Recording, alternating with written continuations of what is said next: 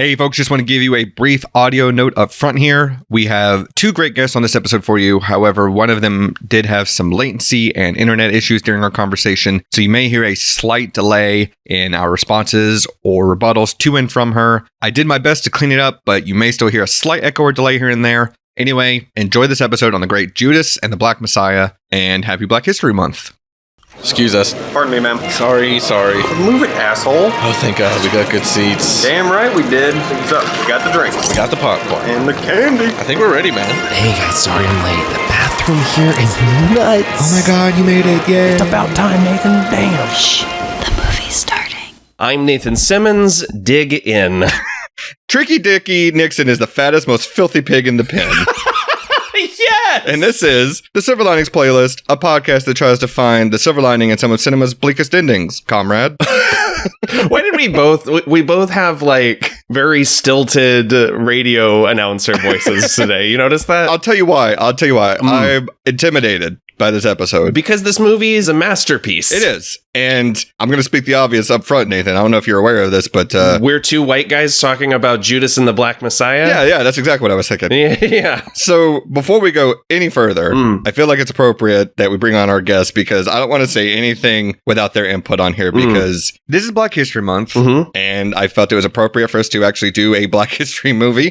And I've been thinking about this movie, I think, since the day I saw it. Yeah. Like, it's just been sticking around with me. And it hasn't, for some reason, even though it was nominated for a bunch of Oscars and even won a couple, I still feel like it hasn't permeated, like, when we talk about great movies of the past couple of years. Yeah, like, it hasn't been, like, canonized. Yeah, I mean, this is, like, pandemic era still. Yeah. Like, I don't know. I feel like it kind of got left by the wayside, and I think it's time we bring it back up. So in order for us to talk about this movie properly, we brought in two guests that we promised we would have them on for a good movie after three bad ones. Yeah. I think. Yeah. Bad being subjective, but, you know, they asked, please, guys, please bring us on for a good one instead of these crappy movies you keep bringing us on for. No more Freddy. No more Jason. So let me bring back two guests that I love having on the show. Please give a warm, audio-only welcome for Brandi and Jenn. Hey, guys. Hi, ladies. When I meant good movie, I meant not traumatizing. Sure. Oh, see, you got to be more specific with us on our show. Yeah. Well, I mean, yeah, as a movie, it is cinematically good. So Okay, I'm getting a tinge of maybe a hot take. Is that true? Like, do you ladies feel differently about this movie than we do? Oh, no, it's great. I mean, overall, as someone who is familiar with like Black Marxism, I just kind of was left wondering, like, what was the purpose of this movie being created? More than anything, this was more of a story about like the events surrounding his death. Sure. When it first came out, people were referring to it as a biopic, but we're really looking at is like where we didn't really get to see much about his life or like the positive impacts he had. It was more, you know, about just the FBI pursuing him. Yeah. Which, I mean, like, the way it went down, it's like, yeah, that's enough for a movie in and of itself. But I feel like it probably would have been, I don't know, more purposeful to have something that was actually about, like, the things that he did that could be inspiring. Because, you know, there's a lot of nuggets we could have got from him.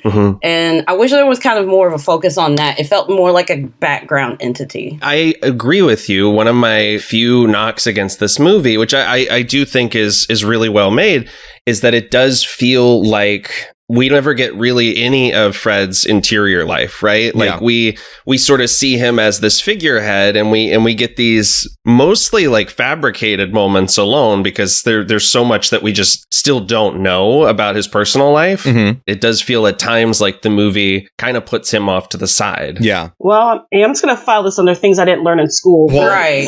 That I found out in my 30s. That too, right? I think that's why this movie was made, is for a lot of people, this is still somehow like lost history, right?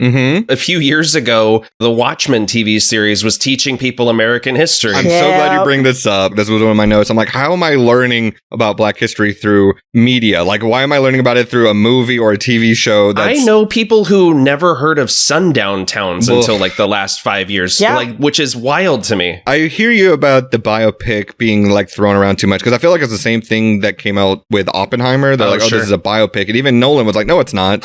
It's about a moment in time. It's about a moment in this person's life. And I feel frustrated watching movies like this because I'm like, why didn't I know about this stuff beforehand? Like, I'm going to get into this whole rant later on. We don't have to put it all up front. But Jen, how did you feel about this movie? Oh, no, it was great. It's just, again, like I said, this is the least amount of notes I've taken. Sure. Because I was so invested in the story. Yeah. Because, again, this is not something I knew when it was first released back during those times. Mm-hmm. So I had a lot of time to consume all these different types of media. And now I'm just shocked because I'm like, we let this happen? Yeah. No one stopped this? Yeah. That's another thing that I love about this movie is that it makes no bones about the fact that like what the government was doing was fucking evil, like open-faced evil that they then tried to hide from the American people. I mean, it's insane when you look into all like the police reports and stuff that they just, I mean, there's photos of the apartment building with holes in the walls, and they were just like, yeah, look at all these shots that were fired at the police, which is like, no, motherfucker, you went in there with a machine gun and then lied about it.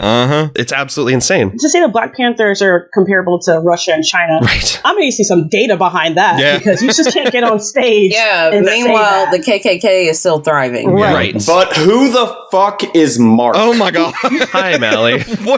What an insane time to be introduced into the show. That is fully what the CIA was doing at the time, was anything that they deemed quote unquote a threat to their way of life. Like, it wasn't just the Black Panthers. It was also the Young Lords, any feminist organizations, any LGBTQIA organizations. Like, it was insane. Like, yeah, no one gets rights. Yeah. No rights for anyone. Yeah, and that's why it's just still frustrating as a Black person for people to be like, oh, you guys make everything about race. And it's like, well, historically, everything has been about race. Yeah, it's almost always about race. Yeah, because like I also like watched this at a time where I had just finished binge watching Snowfall because I was late in the game with that. right. That's just tight. Another look in time of how the CIA was actually like smuggling drugs into the country that affected the Black community to this day. Yeah. You know, just maybe if the government wasn't on our backs all the time. I was going to say, when people bring up that argument of like, it's over, get over it, it was so long ago. I'm like, it's one person's lifetime ago. Like, it's not that far removed. And also, no, it's not fucking over. Yeah, like, it hasn't stopped. I know. We're still having the same arguments. It's not that far ago, and it's still... No, they act like it's 200 years ago. It's not. Well, Deborah Johnson's still alive today, and Right. Fred Hampton Jr. I live in Florida where progress goes to fucking die in its crib. Like,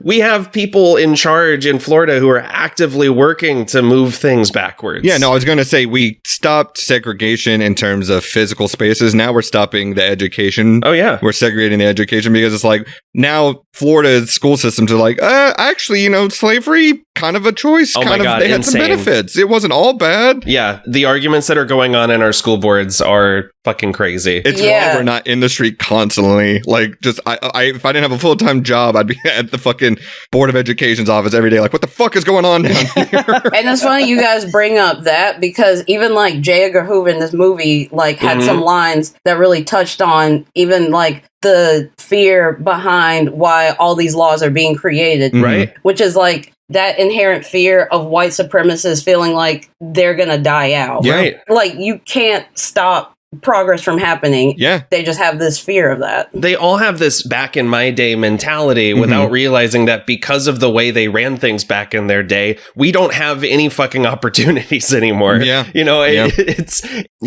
I'm sorry. I'm getting heated already. No, yeah, I'm already heated. We go one step forward and go like 5 steps back. And I'm Yes. like, awesome. I love to see this. No, I hate it actually. They're trying to control what's naturally happening. And it's just like, you guys aren't going to lose this battle, but you're going to make our lives miserable in the process. Yeah. Yeah, no, Jesse Plemons has got a line later on in the movie to LaKeith Stanfield that I thought was pretty poignant, where he's talking about when the Alex Rackley, was that his name? Yeah. The gentleman that they accused of being a spy. Yep. He tells LaKeith, he's like, they tortured him and then threw him in the river. And he's like, it's similar to like Chambers and the Mississippi burning murders. Like they tossed him to the Klan. I'm like, I wanted to give his character the benefit of the doubt from the beginning, just because he seemed to be having an internal turmoil about this whole thing. Like when J. Edgar Hoover interrogates somebody, he's like, what are you going to do when your daughter brings home a Black gentleman? Oh, God. With more flowery language than that. But my thing is, I never felt bad for Mitchell because I I didn't feel bad for him. There were fucking Nazis who felt bad about what they did and still did it. I hear you. I'm not saying I sided with him. I'm saying I totally wanted to give him the benefit of the doubt, because you can see in that moment too when J. Edgar Hoover is interrogating him, him that he's having that moment of, what are we really doing here? Right. And it's like, well, and God bless Jesse Plemons for giving that character any pathos, you know? Oh, yeah, Mr. Kirsten Dunst. Yeah, he's got some great pathos. No, I feel like in that moment, that's where he chose a side and he chose poorly. Right. You know what I mean? Like, when he asked LaKeith to draw that blueprint, I felt my stomach drop. I'm like, I know he's not a good guy. Right. But, like, I had hope that he would come around by the end of things, and obviously that didn't happen. So, I don't know. It's hard because they paint Fred Hampton, I mean, rightfully so, in this glowing light this whole movie. Like, he is so wise beyond... And to know this guy was only like 21 when he was doing all this is fucking crazy. Yeah, when I saw that, I thought he was like in his 30s. I'm like, when I was 21, I was not doing this. I know, he was 21, which is crazy. That's why it's like, I wish there could have been more of like a focus on his life, because he actually did so much in such a small amount of time. Yeah. Like, even before he was in the Black Panther, it was like he was organizing protests at his own high school. Yeah. Like, he was a very unique person, because it's like none of us were thinking about things like this at 21. No. I was drooling on myself at 21. Even when we never had, I feel like we didn't have the vocabulary or the chutzpah. I don't know. Like, there's something about when they show footage of him actually speaking, I want to follow him wherever he goes. You know, there's that scene. He walks into a room full of people pointing guns at him, and this is the most charismatic motherfucker on the planet. Because he can get them to put their guns down just with a smile and a couple of well-placed words, and he's genuine, you know? Yeah. Another thing, so Bill was 17 when all of this happened. I know. Okay, look, I wanted to talk about this too, because like, for his age, I'm like, okay, I understand his thought process of wanting to do this because he doesn't want to spend any jail time. But then once I learned about his age, I'm like, oh, bruh, at your age, like, you could have spent like 5 years. Yeah. I thought about that. You did that time. Right. I thought about it at the end when the block of text comes up and then, explains that he was only 17 and then he gave that one interview and killed himself right after it aired, which has been disputed. I think his wife said he died that morning before the episode. Yeah. He died that morning. Apparently, he tried to jump out a second story window and then ran into traffic. And his wife said that it was an accident. But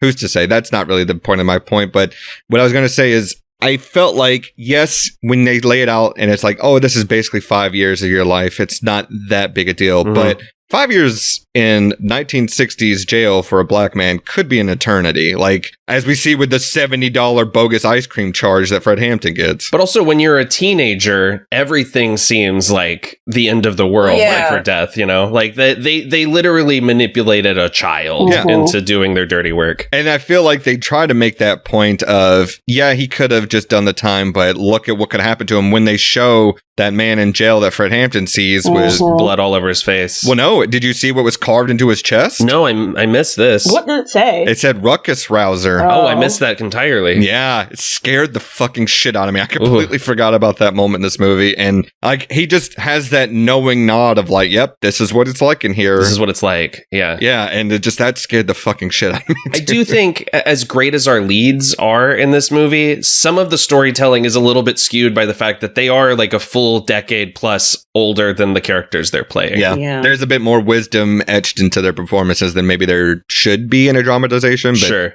That being said, I don't think there were two better lead actor performances that year. Look, I didn't see The Father, okay? I didn't see Anthony Hopkins in that movie. Nobody did. Sure he's good. Well, that's the thing. No, you don't want to watch that movie. I'm sure he's good. I have no doubt he's good. There's no fucking way he's better than LaKeith or Daniel Kaluuya in this movie. There's no fucking way. Well, I have a question. So why were they both nominated for supporting? I'm like... Insanity. Here's the thing. I knew we were going to talk about this. Was that ever explained? It's like, who was lead then? Exactly. Who's the lead? You can decide if you're nominated as an individual or if you're nominated under the production to submit yourself to whatever category you think you're best suited for. It doesn't mean you're going to get nominated, but that same thing is going on with Barbie is it an original screenplay or is it an adapted screenplay? I think it's a numbers thing. I think it's the person or the people in charge of submitting to those categories deciding, I have a better shot in best supporting actor, for example, versus best actor. You know what I mean? Right. It also happened with The Favorite, didn't it? Yes, I think you're right, yes. But I also just think, like, it's unfair to put Daniel and LaKeith in the same category. Like, no. But Daniel deserved that. 100% sure. It was awesome when he won. 100%. And being the first Black British person to win that. awesome, great. I don't know who is more the lead and more the supporting. I think they both kind of share lead. I don't think either are supporting one another. I think they're both leading this movie, but I am glad at least one of them got their recognition. I am happy for that. 2021 was the last year that I actually really cared about the Oscars. Yeah. Because You're not missing much. there was the whole Judas thing. There was also the same year that Minari was nominated for Best Foreign Language Film. Yep. And that was also the year that they rearranged the awards to put Best Actor last and then didn't give it to Chadwick Boseman like everyone expected them to. Oh, Like that's it was right. clearly a move. Yep. And he's really good in Ma Rainey's Black Bottom. He's so good in that. Yeah, this is why we shouldn't watch the Oscars. I'm sorry, I'm that person. Yeah, I mean, between them and the Grammys, like, I have a very low expectation. It's weird because, like, did anyone see Nomadland genuinely?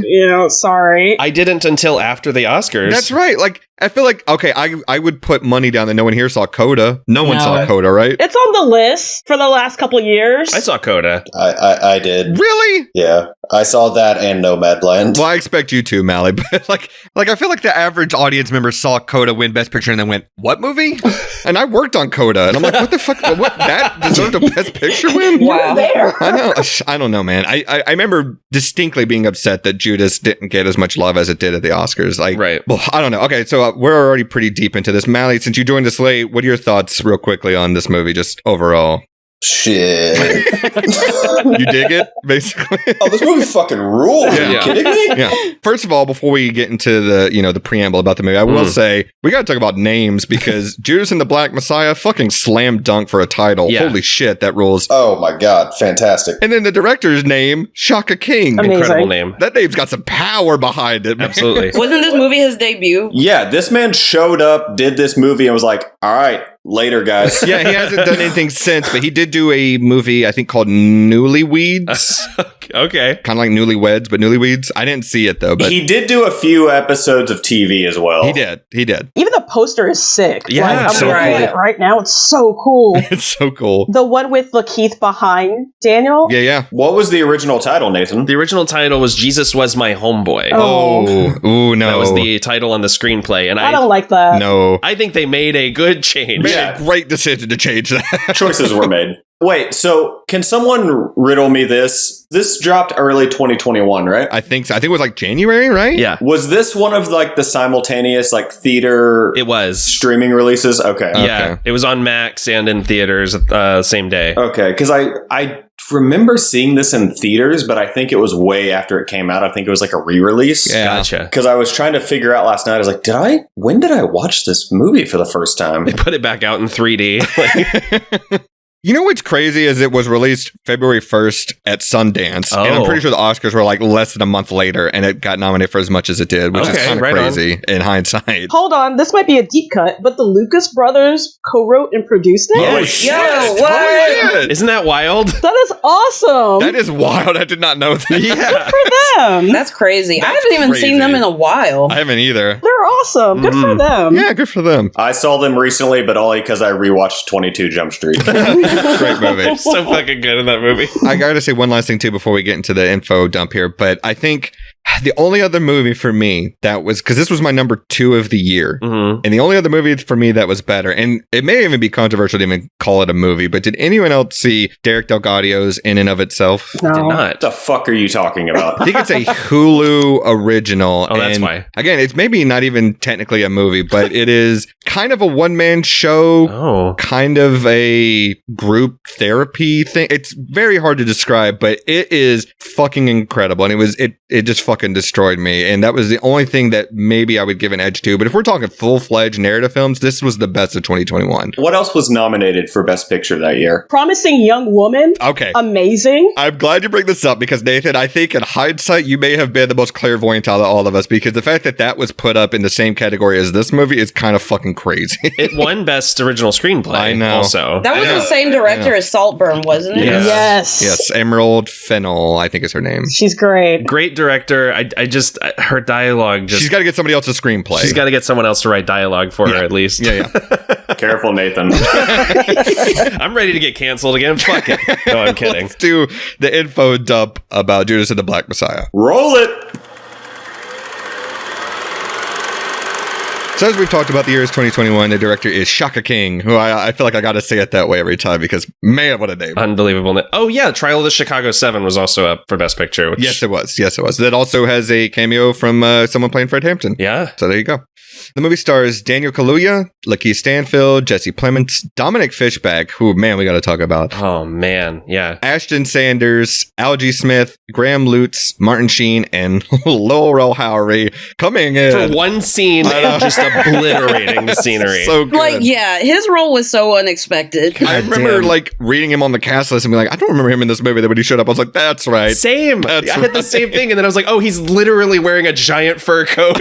I had to pause the movie to make sure I was still watching the right movie. I was like, wait, this is right. Okay, it is. He literally swaggers in and out of the movie. Like, he swaggers in and out. He's so good. The budget was $26 million, which is kind of crazy. They managed to make this movie look this good for only $26 million. Yeah. It only had a box office gross of $7 million worldwide. It's currently at a well-deserved 97% on Rotten Tomatoes. Hell yeah. And as we talked about, it was nominated for Best Picture, and I feel like I got to point this out. It was the first time that an all-black producing team got nominated for Best Picture. Awesome. In 2021. Right, I know. Insane. All right. It took so fucking long. The movie did, as we talk about, lose to Nomadland for Best Picture, but Best Supporting Actor for both Daniel Kaluuya and LaKeith Stanfield in terms of nominations. Best Original Song for Her and Fight for You. Great song. Best Original Screenplay for Will Burson, Shaka King, Kenneth, and Keith Lucas. And nominated also for Best Cinematography for Sean Bobbitt. This movie looks fucking crisp, man. It looks... Oh, I'm honestly surprised that the Mark Isham, Craig Harris score didn't get nominated because it's the music in this movie is so fucking good. Dude, that little like jazz motif when Laurel Howery hands LaKeith his old fake badge, it's so fucking good. It's so good. That's why I've been listening to Isaac Hayes all morning, man. Like it really like put me in a mood. Yeah, and Daniel Kaluuya did win Best Supporting Actor. So there you go. For one of the two title characters. I know. It's fucking insane. I can't get over it. It's bananas. Is there anything else we want to talk about before we watch the trailer for this movie? Because I have a feeling this trailer is going to fucking rule. This trailer does fucking rule. Yeah. All right, let's go. Deputy Chairman Fred Hampton of the Illinois Black Panther Party. Yep, that shot rules. Yeah, that shot's great.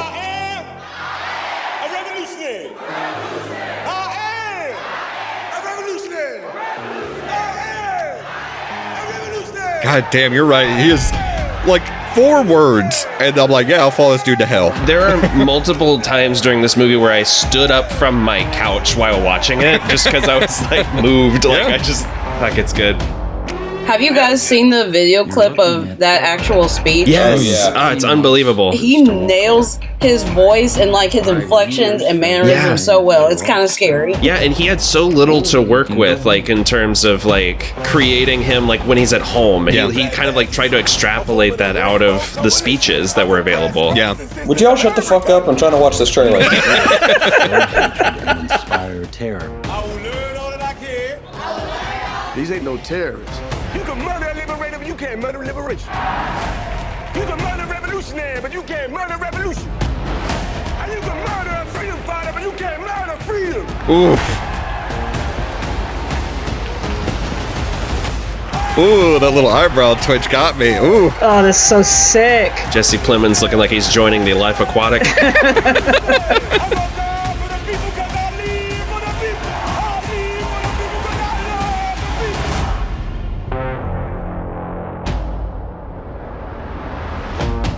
Oof. I just realized after this, we're probably going to be on the FBI watch list. So I just want everyone to know that. Yeah, if any of us suddenly die from 99 bullets, like that, it was the FBI. Just one of those, I'm already on a few watch lists at least. You certainly are. Mally starts almost every episode saying, fuck the government. I already know I'm on it, so. So my first note was, man, remember when Warner Brothers made movies and didn't just delete them? No shit, right? Wow, what a time we lived in. The tax break wasn't worth it, apparently. God damn it. I know this is the season of fuck David Zaslav, but it can't be understated. We got to say it one more time. Fuck him. Fuck him. Fuck him. Fuck him raw. Get him right out of here. Throw him in the bottom of the river. Like, I can't deal with it. Pour boiling hot water all over his cock. I'm fucking done with David Zaslav. I can't deal with it. My first note is that like we open with the J. Edgar Hoover speech, Yes. and like Martin Sheen in like this penguin fucking Colin Farrell makeup.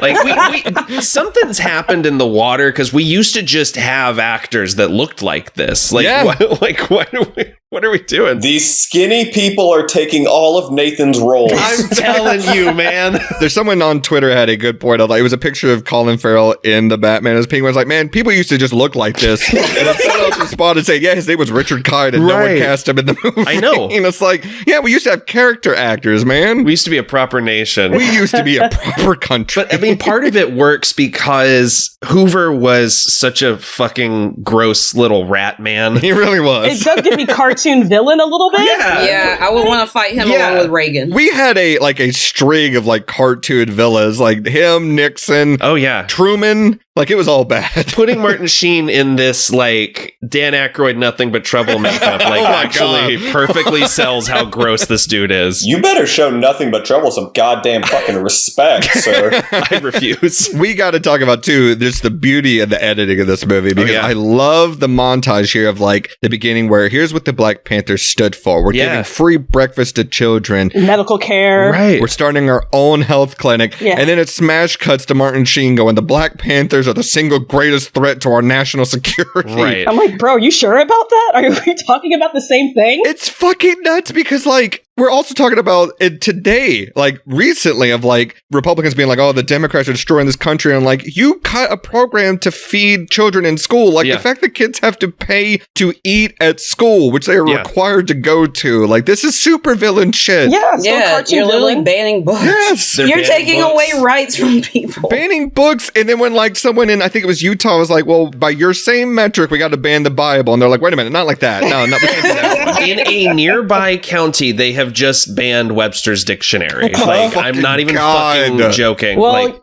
fuck words, you know? You don't need them. Right. Go work in the mines.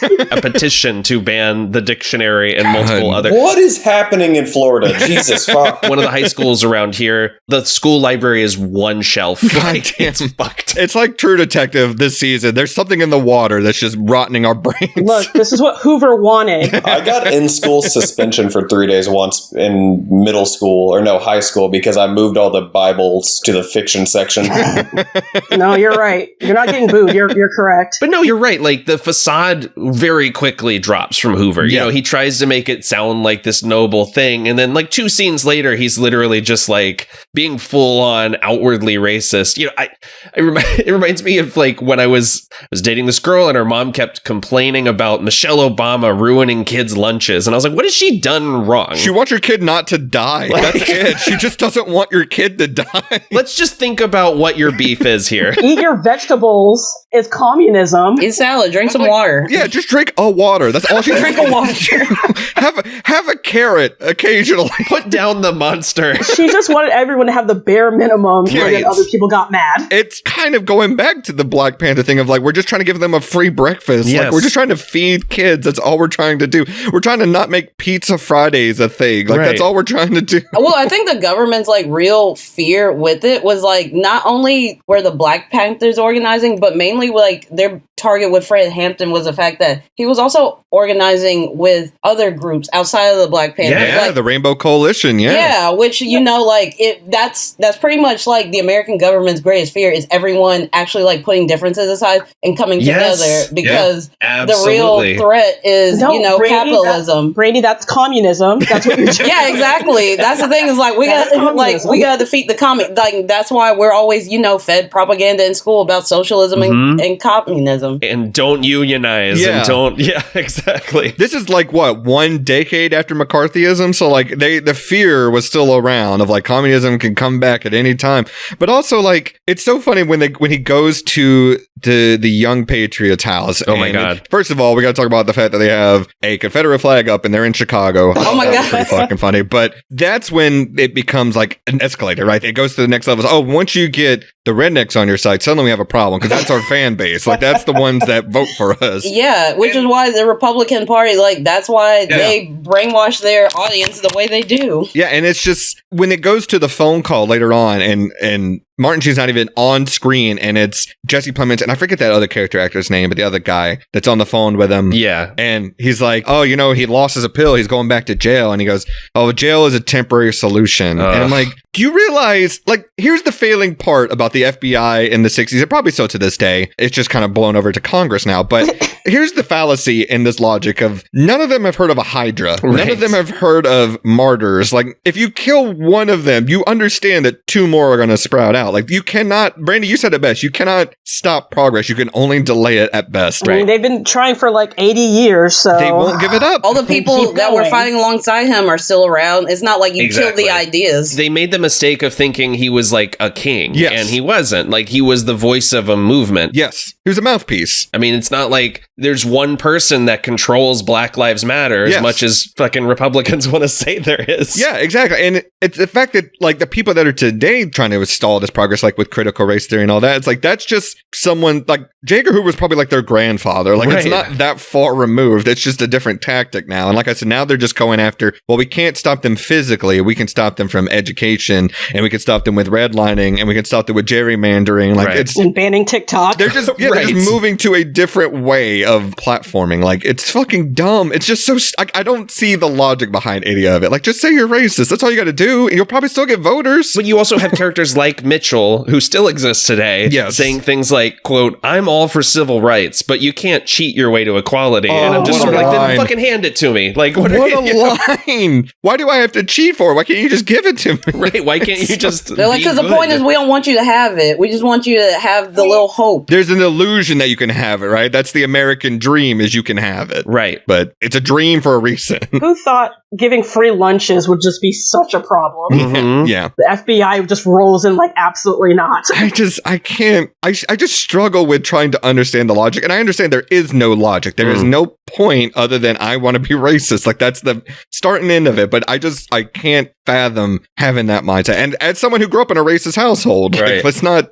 sugarcoat it. Yeah, it's white supremacy as a whole, and then just at its core, capitalism, because capitalism requires someone to be at the bottom. Yes. Like, we need to maintain you all being down here. Yeah. And all of the arguments for it are bad faith arguments. Yeah. They're all false equivalencies. It's all straw man arguments. Like, when he asks him, what are you going to do when your infant daughter brings home a black man? And God forbid. I was like, why are you saying this? I'm like, who what cares? Is the reason? I fucking love that Mitchell's response is, she's a baby. Yeah. Like, the gag of the FBI's, like, mission right now, it's like, well, y'all actually lost that war because there's a bunch of biracials running around today. Right. Again, you can't stop it. Like, you can only delay it at best. Like, and it's going to come one way or another. Like, it's just, there's too many people. If you really want to get down to it, it's a numbers game. There's too many people in general. Well, like, the Supreme Court would be like, I'll put a stop to this, guys. Well, don't worry. They'll try. They'll sure fucking try, won't they? God. Bunch of Skeletors. All right. I'm going to get off my soapbox for a moment. We can actually talk about the movie itself, but stay on the soapbox, man. The watch list is already full.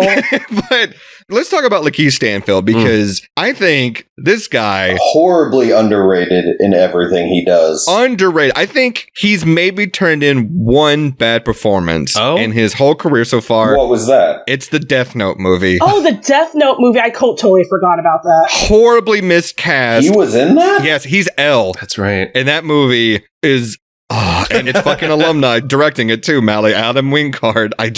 I'm not a Wingard fan. No one asked for that. He's even good in that shitty Haunted Mansion movie, like where he's like forced to. Oh, you guys actually watched that? I did, but Nathan sounds like he might have. That movie was fun. All right. I heard that movie was actually like a good time. It's fun, but I don't think that made him go to therapy like this movie. No, absolutely. No, I'm saying he's even good in that. Yeah. Like, he could coast if he wanted to. He's usually the silver lining in whatever he's in, even if it's bad. Absolutely. That's our next season, is we're just doing LaKeith Stanfield movies. Ooh, me and Brandi will be here every episode. Oh my god, I will show up for every episode. We'll cover every episode of Atlanta. I was gonna, that's exactly what I was gonna say. Wait, did anyone see the Book of Clarence? I haven't yet. Is it streaming yet? Because I'm very lazy. No, I don't think it's streaming yet. No. I'll see it. The movie is okay, but he's great. Oh, I'm sure. Yeah, he seems to light up everything that he's in, other than that Death Note movie, but that's not his fault. Anyway, speaking of Mitchell, when he's got this line when he catches LaKeith pretending to be an FBI agent to boost his car, and he goes, "Why a badge? Why not a gun?" And he says, "A badge is scarier than a gun." And I'm like, that's so like that is the headline. That's the headline right there. That's just the reality of POCs in America. Like that line in and of itself. He's perfect for this role, especially because he has one of the best stay away panic faces, dude. Like the quiet panic that you see in like this face? And get out face. Absolutely. Yeah, the get out face. When he looks down at Fred Hampton in the apartment at the end of the movie and he is trembling. Yes. And he's just like, "I just want to know if you want another drink." Oh, that made my stomach hurt. Oh my God. I got a lump in my throat, dude. Holy shit. He's so fucking good. Well, and even when his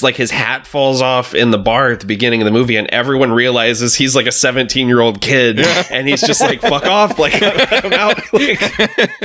Yeah, that fuck off is really good. It's so good. But man, when when Jesse Plemons is like, "Oh, you could do 5 years or you can go home," and the handshake cut to the title card. Love that. Incredible title card. Love that. I wrote that down, all caps. What a title card. And the choice of like, we'll put the white text over the black background, except for the word black. We'll reverse that.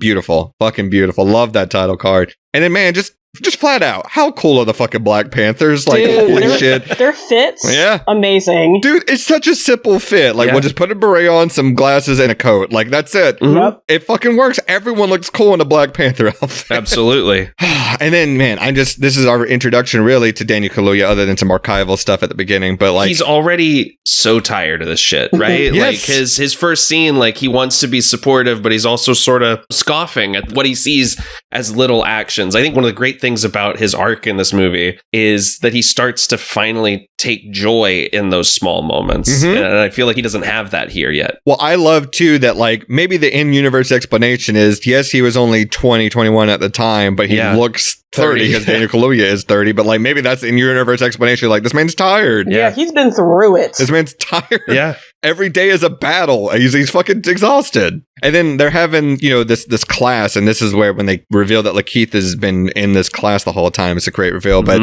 I love that he's talking, he's giving the philosophy, like, war is politics with bloodshed, and politics is war without the bloodshed. And what's our greatest weapons? And he goes, guns, grenade, rocket launchers. And I love LaKeith's little throwaway line of, these motherfuckers got rocket launchers?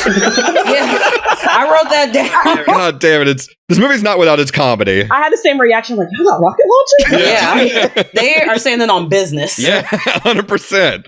And then, man, again, the editing, I gotta praise it, because we get all this exposition of like, this is LaKeith getting indoctrinated and like seeing what it really is like day to day for these guys. Yeah. And it's just Fred Hampton walking up and down the streets with flyers trying to stop people and be like, hey, we're just giving out free food. That's all we're doing. We want you to come. Yeah. And that's it. Like, that's basically what these guys are doing. They're trying to fund the community as best they can, trying to support the community as best they can. And like, this is kind of a lesser, comparison, but we still do that today when like it's illegal to give a homeless man food because, you could be poisoning him and we don't know, or whatever the fucking justification of it is. We're putting bars on park benches. Yep. So whatever excuse they could think of. Yeah, exactly. Like, just anything that they can do to stop progress. I'm going to keep coming back to this fucking point, but the pacing is so fucking good. It keeps it moving along. 2 hours felt like 90 minutes, I got to say. Like, complete opposite of last week where I struggled to watch the fucking movie. This movie, I struggled to turn away from it. And I love how much of a fuck up LaKeith's character is. Oh my God. Man. They finally bond because he's a fuck up. Yes. Like when he starts swinging the pool stick and they're just like, what were you going to do with that? Even before that, when he's trying to hit on this girl in this class. Oh, yeah. This class is so much more than just your basic high school class. This is a man trying to teach you about revolution. He is trying to hit on this girl. It's also the size of a bedroom. And he's just like, come on, man. I'm whispering here. It makes sense since he is supposed to be 17. And true. Oh, totally. Weird and awkward. It really puts his actions into perspective a lot of just like, being a 17-year-old shithead.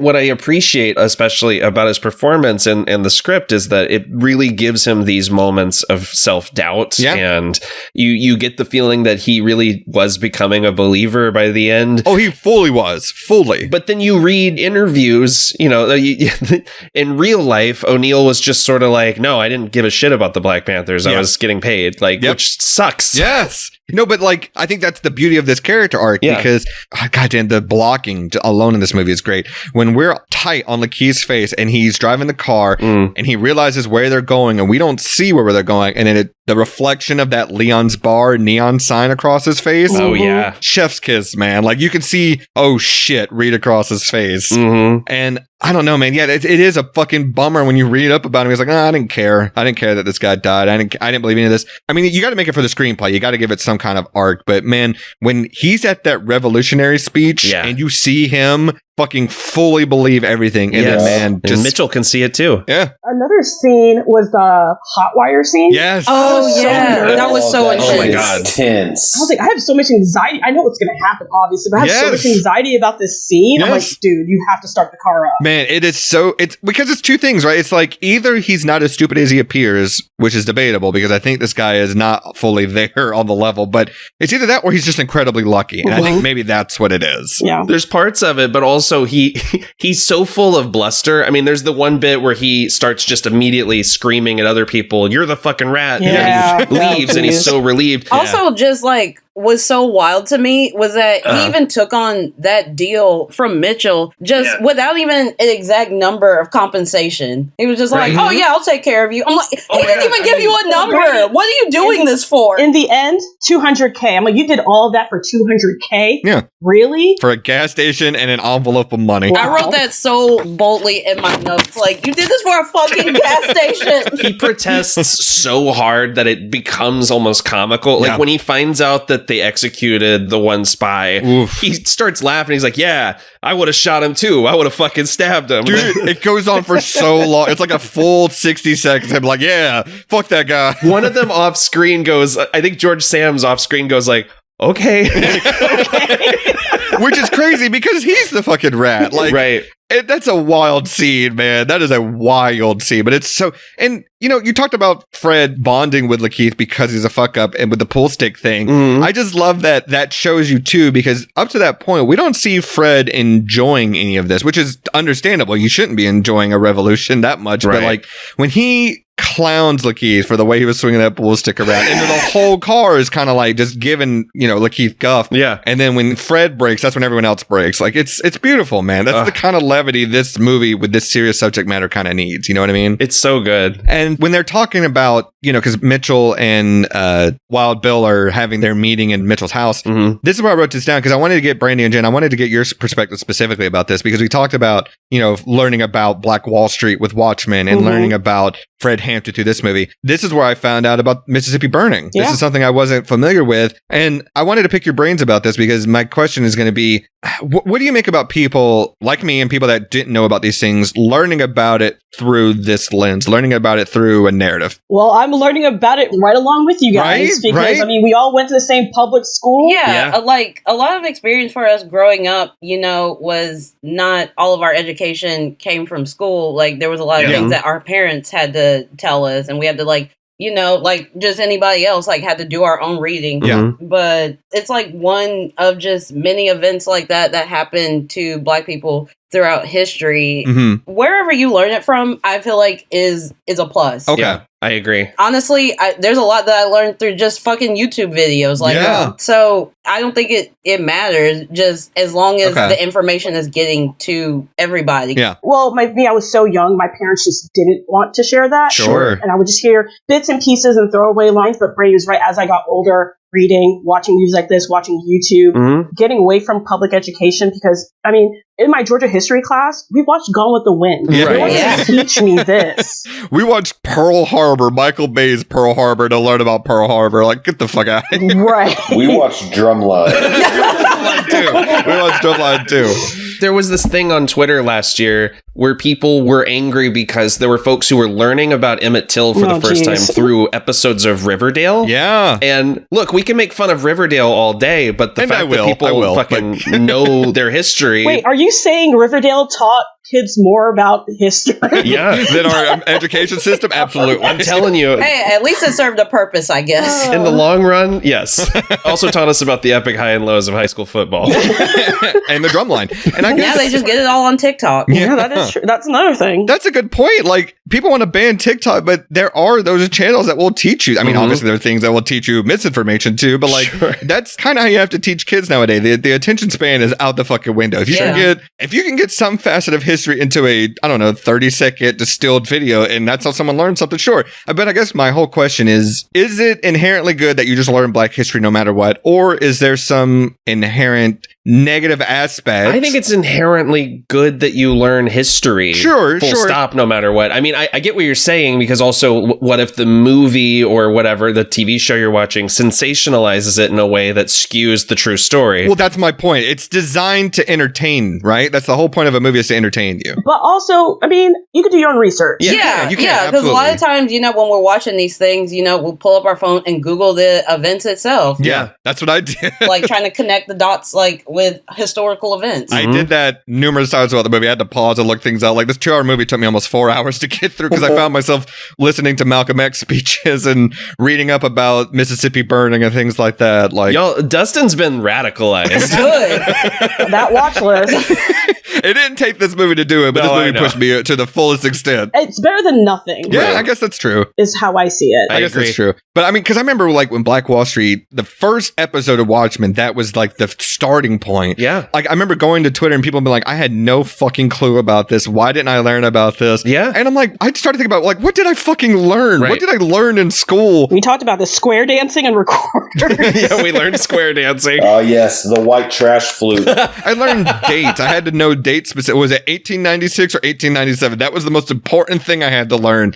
And not like the reasoning behind. I had to learn Franz Ferdinand's fucking name numerous times instead of learning about Mississippi burning or learning about Emmett Till. Well, it's my conspiracy that everything is going as planned. I fully agree with that theory. Like they want us not to know how to do taxes. Yeah. Like us going back to like, the book banning and the banning of critical race theory. It's like they want to purposely hide history. Critical race theory is so fucking fascinating because like when you just simply ask, well, what do you think critical race theory is? What do you think is wrong with it? Mm-hmm. Yeah. Well, no one can even tell you what it is. They just know it's bad, quote unquote. Like, yeah, it's just something from like inflammatory propaganda that they got from. It's also everything and nothing. Like this movie would be considered critical race theory for some reason. You know what? I'm going to get back on my soapbox for a minute. Hold on 1 second, because I don't know why you got down to begin with. Because I wanted to actually talk about the movie, but I do got to bring this up. Thank you. I am a short king, but I got to bring this up for one moment, because the whole critical race theory thing, I remember I watched, I'm not going to say his name, but I did watch a very popular late night talk show host bring this up and say, the critical race theory thing, it's good to argue for, but at the end of the day, like, we're having bad faith arguments between each other. We need to reach across the aisle. And I'm like, no, you don't understand. This whole reaching across the aisle thing we're done with that. No, we were done with that with Bush, with Mission Accomplished and all that stuff. We were done with it then, because you cannot reach across the aisle if there's no one across the fucking aisle, if they're outside. You can't reach across the aisle if they're going to cut your fucking hand off for doing it. Exactly. I mean, Churchill said it best. You can't fucking negotiate with a tiger when your fucking head is in its mouth. Like, there is no discussion to be had. You can't have... Churchill, famously a very chill guy. You can't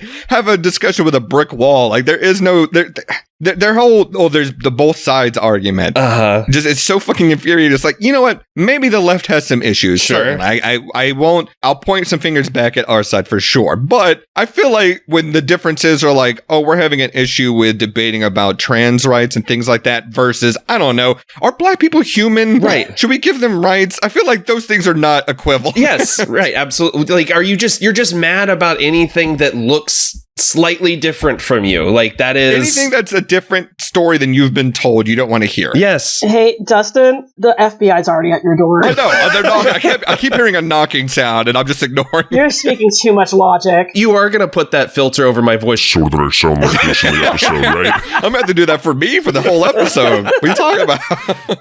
Oh, okay. Sorry, I didn't mean to detour again, but we can get back to the movie. I mean, no, you're right, because Fred Hampton was partnering with other groups, and they're like, oh no, getting too uppity. Yeah. We can't have that. Yeah, because I feel like the whole Rainbow Coalition is something that doesn't get talked about enough in history, which is something that like we need today. Yeah, we almost got there. He won over some good old boys. He did. Like, he walks in, they have a giant Confederate flag on the wall. Yeah. I do love the little, that flag's some bullshit.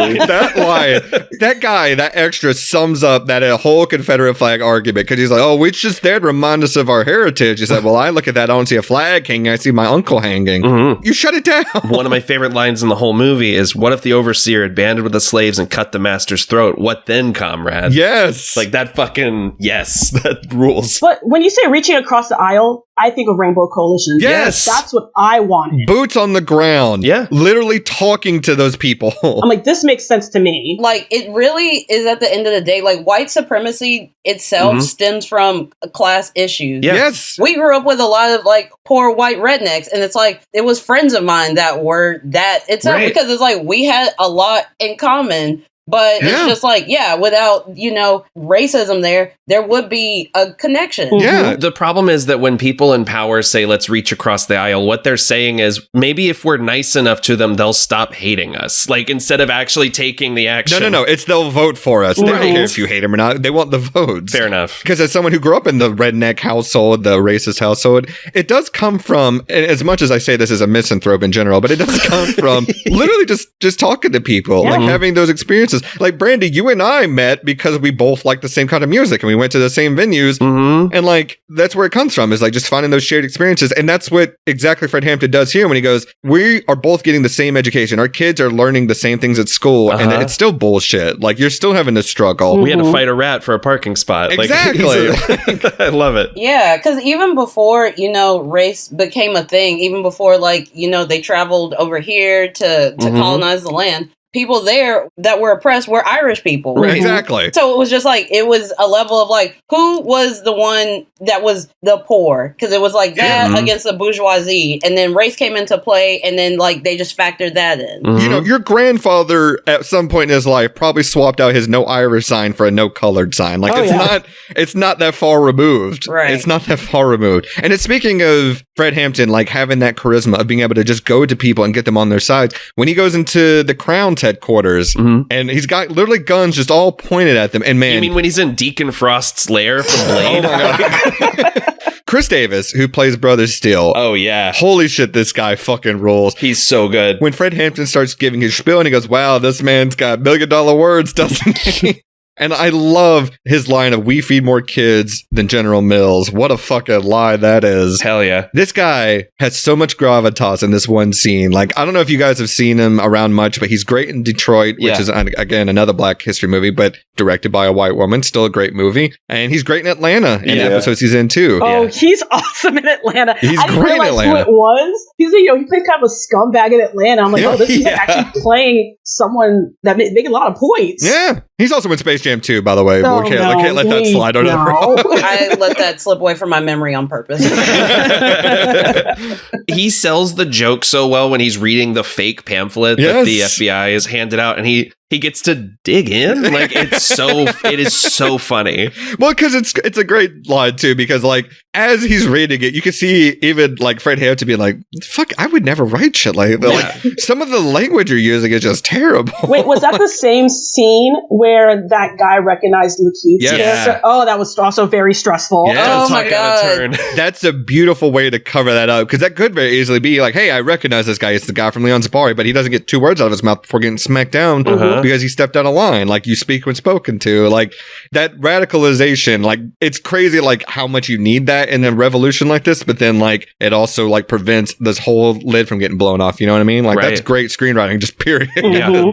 And man, Fred Hampton, like in his house, because we haven't really talked about her yet. And I actually noted, like, we're like an hour into this movie almost, and I haven't even written any notes about Dominique Fishback yet. And that's because, what do you say? She's fucking great. Yeah, she's no unbelievable. Like, she's killing it. So fucking good. Yeah, Dominique Fishback just needs to get her flowers all together between this and Swarm. Like, I'm still stuck Holy on Swarm. shit, her and Swarm. God damn. Oh, I need to rewatch it. What a performance. And the poem she read, I'm like, oh my God. Like, She wrote that. yeah, she did write that. And I'm like, as awesome it was, I'm still very stressed out because, you know what's going to happen. Yeah. Right. But it's such a great scene of her reading that poem. Well, and a great scene here, too, with her talking about the speeches with Malcolm X. She's so taken with the fact that he knows them by heart. Like, she gets that kind of flustered, like, smile and the laugh. Like, their chemistry is unreal. I love it. This is one of the first parts where I did pause the movie because I was like, I want to go see this speech and see the full thing. Yeah. There's one part of the speech, and it's in this scene, too, that just really stuck out to me. It's when he says, the government's failed us. You can't deny that. Anytime time you're living in the 20th century and you walk around singing "We Shall Overcome," the governments fail you. And then the line at the end of that, which is, this is the part that's, because I don't think this is even in the movie. I think he stops it before he says this, but he says, this is the part of what's wrong with you is that you all do too much singing, and there comes a time where you have to stop singing and start swinging. Yeah. And I'm just like, that line alone resonates so hard because, you know, we talked about the Candyman remake earlier this season, Nathan, and how I didn't really, I liked the movie. I just thought it was a little muddled at points. Sure. But I feel like this gets to kind of what the heart is, because, you know, when Yaya in that one scene with the art critic tries to really explain the gentrification issue and everything like that, I feel like this just expresses that whole point of, look, we've certainly made some progress. Like, you can't deny that there's been some made since the 60s, sure, but I'm not ready to pat myself on the back just yet. Right. And like I said, we've talked about it before, but now we're just kind of dealing with a different kind of racism. Yeah. Like, it's so funny to have people that I know that are like, oh, well, racism's over with. We dealt with it. I'm like, motherfucker, no, we did. What are you talking about? I'm like, George Floyd was 3 years ago. What are you talking about? That's fucking privilege. Yes. Like, to think, yeah. As much as I want this to be Star Trek, this world is not. Like, I want us to get beyond that and start exploring space, but we can't do that. No, we'll never get X-Men powers, never go into space because we still have racism. We will truly never get X-Men powers. We won't. And if we did, we'd certainly have a Magneto on our shoulders for sure. Like, LGBTQ people, like, you can't even, like, be safely that right now. No. Like, No. it's a lot right now. And if you're black and you're trans, good luck. The world is stacked against you. Yeah, and then, like, Islamophobia is rearing its ugly head again. It's fucking crazy. We're like, if you just say the year 2024, that sounds like a future year. Like, it's in the year 2024. We should have flying cars and no racism. Like, what the fuck are we doing? And we have all the racism and no flying cars. We have cyber trucks. Great. Oh, okay. We have self-driving cars that are running people down in the street. Right. Yeah, which historically, I just don't even know if realistically there will never be a point in time where there is no racism. Yeah, not in our lifetime. And even then, like, I feel like it's probably just going to transform. Well, it's the same thing I think about when you think about, like, world peace in general. I'm like, that is literally never going to happen. It's literally impossible. Because even if you did, let's just say, hypothetically, everyone was fed, everyone was paid well, there was no issues really we had to deal with internally, you would still have one asshole that's like, well, hold on. Yeah. Why has that guy got more than me? There's always going to be some shithead. It's never going to happen. Right. It's never going to happen. But the fact that it's just like basic shit, like, don't teach history. Why? Right. Why not? Why can't we just own up to the mistakes we made? Why can't we learn from it? Yes. Instead of repeating it, no, we're going to double down. That's the whole point of it, Dustin, because they don't want to face the mistakes that they make. Because, like, well, if we teach history, then we have to talk about all the things that we did to all these people. Look, I'm going to say something controversial. Oh, God. I don't like racism. Damn. Thank you. Yeah. Thank you so much. How could you say something so brave? Someone finally said it. I got lightheaded.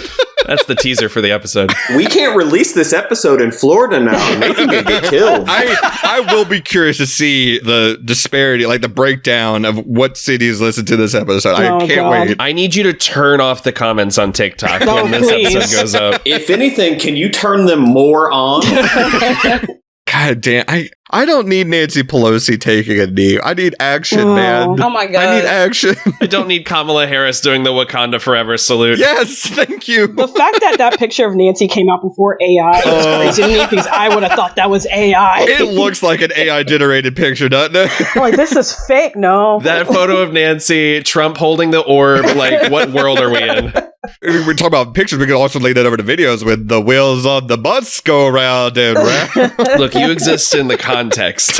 Jesus. Another hard as hell line. Oh, man. I'm sorry to keep diverting. Oh, yeah, the movie. So Fred gets arrested, and that moment when he's dictating that letter and narrating the letter to Deborah, and he looks at that brutalized prisoner, and he says, I see a revolution, 2,000 brothers who know who the enemy is. Yeah. It's hard as hell. He never fucking stopped. Yeah, and then, like, he's in jail. I mean, I know she's a minor character, but we really got to talk about the other Dominic in this movie, Dominic Thorne, who plays Judy Harmon. Oh, yeah. She's the woman that puts the gun to LaKeith for the hot wiring scene. She's the woman that, you know, we have Jimmy Palmer, who guns down the two policemen bothering the guys in the butcher shop. And then the police decide to come to the Black Panthers headquarters and just fuck with them, basically, until they had enough. And Judy Harmon, man, hard as hell, opens this window, shotgun in hand, and you just see all all the police just scatter. Bro, that was such a badass scene. I'm like, It's so badass. Like, I didn't know this was going to turn into like a Die Hard. This is tight. Turns into Die Hard. It's going to turn into Heat real quick. Being a Black Panther required. This is one of the most Florida-coded things I've ever seen. There's a bunch of fucking cops outside drinking beer and just yelling at people on the street through a megaphone. And then, like, the fear in their eyes, because she doesn't flinch when she opens that window. She cocks that gun, and they all like, gun, get out of here.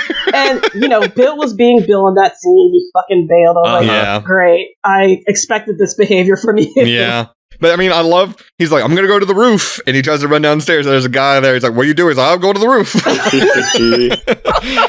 It's great. It's such a good book. Even under his breath, he's like, motherfucker. Like, God damn it. Mitchell was the one who told him to do that. Yeah. So everyone is out of the building, and then you hear one cop say, I gotta blow the building. Yeah. Like, Do you? there's no other choice. Are you sure? Gotta do it. Yeah. And then watching these dudes run out like the fucking Three Stooges. Like, Dude, you've there's already like lived. 70 people. Like, they Like, all, it's fucking crazy. it never ends. And they were calling more of them. Yeah. It's like clowns leaving a clown car. You're like, how many more could there be in there? But you know what? They rebuilt, Oh, man. and I was so impressed. That scene is incredible. Like when you just see, even from like teenagers never want to help or do anything. Bobby Burke could never. Just seeing them like all step in, like it's a beautiful scene. Like when they rebuild that office, man. Oh, don't get too excited about this movie. You I know. When Rush says he gives him the cash, he's like, go down to the store and get us some trash cans. And yeah, there's this look on O'Neill's face, like as more people in the community come out to help and the other gangs come out to help. And he's just he's like smiling.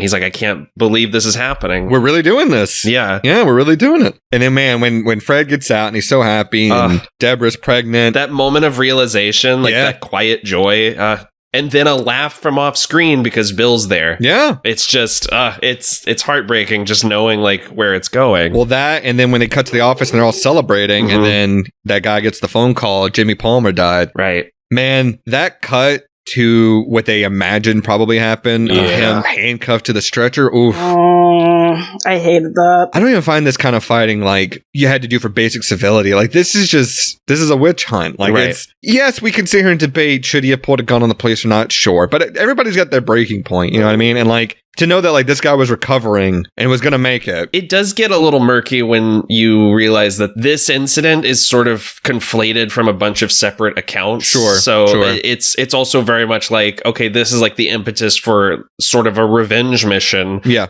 And it didn't quite happen that way. Well, I forgive it because the end of the movie is exactly this. Yes. It is, this was, an execution. Right. We planned this. So I have no doubt that something like this probably happened. Absolutely happened. Yes. This is an amalgamation, if anything. But then it goes into like villain territory again. Like you just want to do the most evil shit. Yeah. Evil shit. And get away with it. I mean, and this is 2 scenes after we watch these evil fucking men looking at photos and drawings of their fallen revolutionary enemies with Hoover. Like it is full, like they are the brotherhood of evil mutants. Like they're like, it's fucking crazy. Yeah. And I believe that this happened. Yeah. And then this is the impotence for probably the best scene in the movie to me. Yeah. The revolutionary scene. Oh my God. No wonder he won his award because this scene, man, deserved. You can see so much in everything Daniel Kaluuya is not saying. Yeah. Like he wants to say so much. And I love that it just boils down to,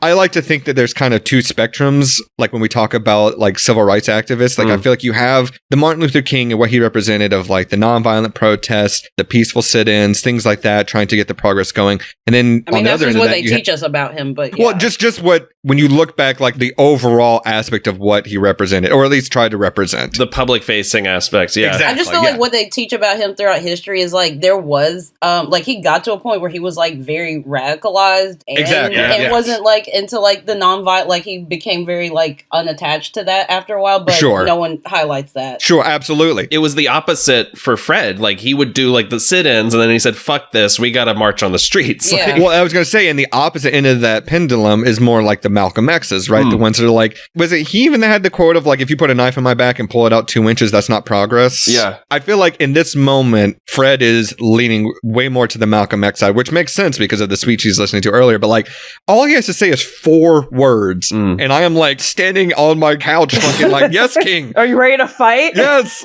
Give me my beret. But there also was like some contradiction with how he because like remember when Bill was like, let's go in. Oh, yeah, C4. Yeah, the Oh, I office. forgot about that. He was like, whoa, no. And it's like, well, I mean, the thinking you have is good, but at the same time, it's like, that is a little contradiction on your end because you get everybody hyped up. Right. What is it, Brandi, when you say you got a little bit too much dip on your chin? Basically. Whoa, don't bring a bomb in here. I love that. I'm stealing that. Yeah, that's getting used. Well, I will say this. I think in that speech, because Fred says you kill one pig, you get a little satisfaction. You kill more pigs, you get more satisfaction. You kill all the pigs, you get all the satisfaction. Mm-hmm. I feel like that is him speaking out of both sides of his mouth in terms of he's saying what he thinks this crowd wants to hear. But Yeah. I mean, that goes with that scene of when and it's a great scene when LaKeith shows him the C4 and he goes, the look he gives him. He's like, are you out of your fucking mind? I mean, it's a normal reaction. Yeah. I think that's an instance of where you don't have to take a person at what they're physically saying and look at what the content is, because I don't think he truly means when he says, because he doesn't say we should kill all the police officers. He says you can do this and get complete satisfaction. But what he's not saying is, but then you will also have the knowledge of you have blood on your hands. And I feel like it's more of a hallmark to, his youth. Yeah. Having like the full view of like, thinking about what you're saying before you say it. Well, that's a teenager, right? You're always like, you're so angry because you're hormonal and you've got all this new feelings and everything, and you're seeing everything that's going on. But also you can kill the aggressors, but that doesn't change the systemic problems that have like created them in the first place. It's the exact opposite problem of the FBI. Right. It's like you can kill Fred Hampton, but that's not going to fix anything. Like there's still going to be more Fred Hamptons. Yeah. Just the lines of like, you can kill a revolutionary, but you can't kill revolution. You can kill a freedom fighter, but you can't murder freedom. Like these lines are so well fucking crafted. While he's giving this unbelievable speech, every other cast member is doing some of the most incredible silent acting. Oh my God. LaKeith fully buying in and then locking eyes. Wait, hold on. Is this where Jesse shows up in the crowd? And yes. Like, what are you doing here? Yes. Like, man, that reveal. He looks so out of place. I'm sorry. I was like, Right. I guess that's the point. There was a review I watched for this movie, and did you know that people called him Fat Damon? Yeah, yeah. He was Meth Damon in Breaking Bad. Meth Damon. I was like, oh my God. This is like killing Brandi right now. He's gone. This poor guy. Mr. Kirsten Dunst can't catch a break. He can't catch a break. I do remember Meth Damon. And now I can't unsee it. I'm like, God damn it, it's Fat He Damon. got Meth Damon for Breaking Bad, and when then they did El Camino, he was Fat Damon because he had gained some weight. Look, you know what? He does the job that he needs to do Every time. in every role. Every time. Every time. What does Jesse Pinkman call him? He calls him like a dead-eyed, opie-looking fuck or something like that. He sure fucking does. Okay, now I lost it. He sure dude, maybe the best unsung hero of Breaking Bad. That dude's role. Holy shit. He's unreal. But him being there was very jarring. Like, kind of like snapping totally. back to what we're actually doing in this movie. Oh, the reveal that he's there is shocking. Like, Yeah. it's jaw-dropping. I'm like, oh, God. I mean, it might as well have been the Babadook was there. Like, it was... I need a Photoshop scene of that. Maybe I should Photoshop the Babadook in, because as we all know, he is a gay ally, so maybe he's also a black rights ally. He's a gay icon. Which, when did that happen, by the way? Wasn't there a weird... Yeah, there was like a weird thing where someone used the Babadook like on a pride flag. Yeah, he's a gay icon now. I Yeah. love it. But yeah, Dominic Fishback in this scene is unbelievable. Like, Yes. just getting slowly more, like, she still supports him, but she's getting scared by him saying things like, I'm going to die for the people. Like, Yeah. when it cuts back to her and she's cheering, but she's also crying her eyes out, but also stone-faced. Like, Yeah. it's an unbelievable performance. She was like, who's we? Right, Yeah, no right. kidding. I'm pregnant. Yeah. Well, she's got a great line that summarizes that whole thing in the next scene where they're together, and she says, you get to get up there and talk about dying a revolutionary death and how your body belongs to the revolution, but you don't have another person growing inside your body. Right. Like, she contemplates the idea that she may become a bad mother, and I'm like, God damn, dude. Like, in that journal entry where she says, are you a bad motherfucker or just a bad mother? I'm like, oh my God, it's heartbreaking. Also, but don't read your girl's diary. Yeah, don't read your girl's diary.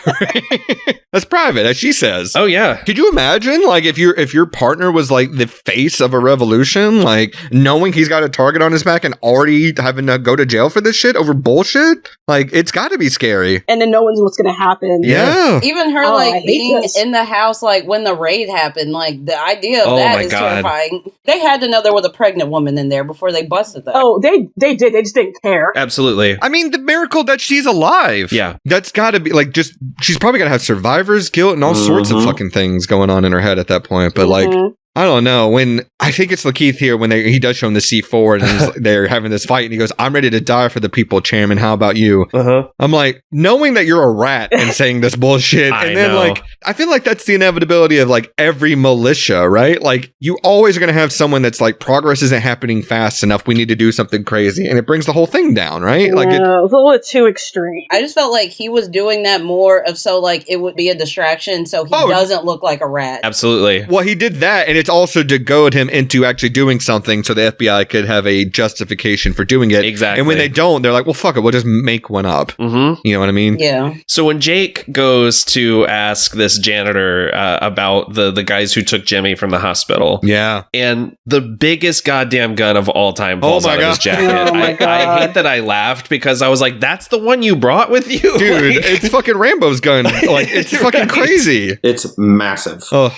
And then, yeah, this turns into a war against the cops. And man, when Fred goes to that guy's mother, oh my gosh, that woman has got the most inviting, warm presence because she's like, please, let's just not talk about that. Let's just talk about him and how I always see him as a 7-year-old in my mind when I think about him. Like when she says he did that, but that's not all that he was. Yes. Like, oh my, it's great. Ugh. Even before that, Jake has this moment where, you know, he's running away from the police and he starts to hop the fence and you see the look in his face where he decides, I'm taking as many of these bastards with me as I can. Yeah. And then Fred, when he's just sitting in there, and the first thing he says to his mother is like, I don't know what to say. And like, I can't imagine if I was the face of some kind of revolution and one of my... And I hope you will be one day. I hope so. Man, you know what? I might, by the end of this episode, we'll talk about it. 'Cause back on that soapbox. Here we go.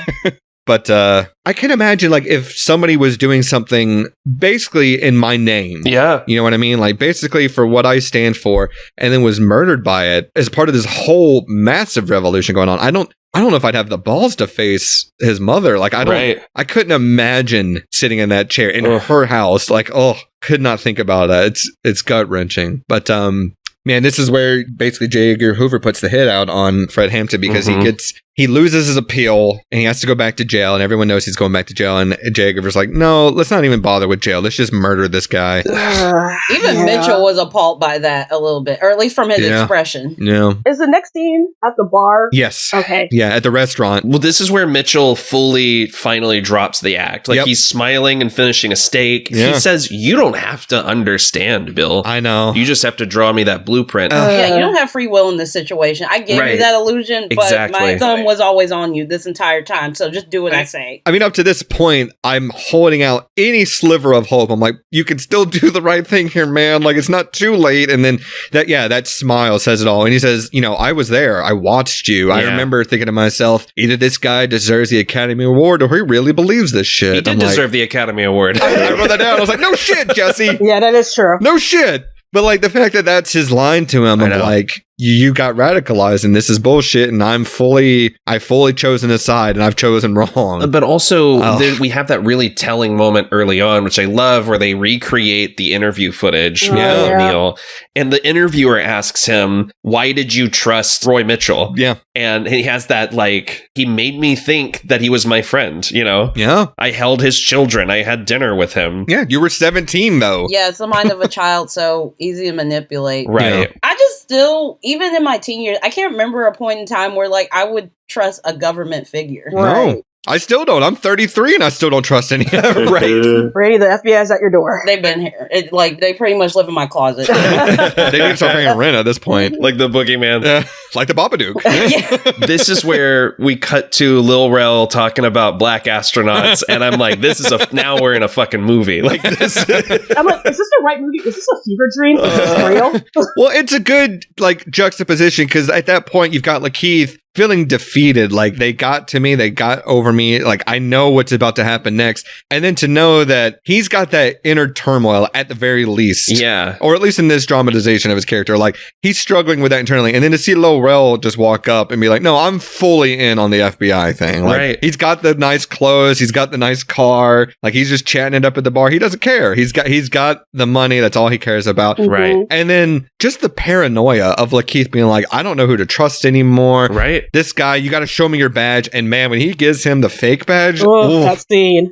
chills, man. Oh, God, yeah. Chills. That is so fucking scary. That's why I was like, was this real? Yeah. Is he like freaking out? Yeah, I don't know how real that part of it was or not, but it's very believable because the FBI would like do something like that. Yeah. This is a great screenplay for that instance. Like, you could chalk it up to be like, this is just his paranoia coming back to him, or it could really be a threat. You know what I mean? Well, and especially because, you know, there's still differing accounts on whether or not he went through with dosing Fred. The drugging. Oh, yeah. Nobody apparently knows who poisoned him, yeah. I mean, Bill said he didn't, but how much can you trust him to? Right. Yeah, they found stuff in his system, and people who were there say that he like tried to stand up but could not wake up. Yeah. Like there was something. But they said, oh, he didn't need to drug him because he was tired all the time. I'm like, that doesn't excuse what you probably did. I'm also tired all the time, but if someone started shooting guns in my house, I might wake up. And not for nothing, if I'm getting as good a sleep as Data Kaluuya looks to be given in this movie, oh my god, I kind of want some of that poison if I'm going to be honest with you. I don't think they ever figured out if like that was actually from Bill drugging him. Right. Yeah. And then Bill said he didn't, so I understand why they kind of left that open-ended in the movie. Right. Sure. But the scene when they go into like they're all eating and the look on Bill's face the whole time, I'm like, oh my god, like he knows. There's literally a Last Supper in this movie. Yeah, that's why the name is so good. It's so appropriate. Man, and then we got to talk about maybe my favorite cameo of the movie, because Jermaine Fowler comes in. Oh yeah, playing Mark Clark. I just kept thinking about his character from The Blackening of Clifton. And I was oh my god. God damn it. Such a polar opposite character to this movie.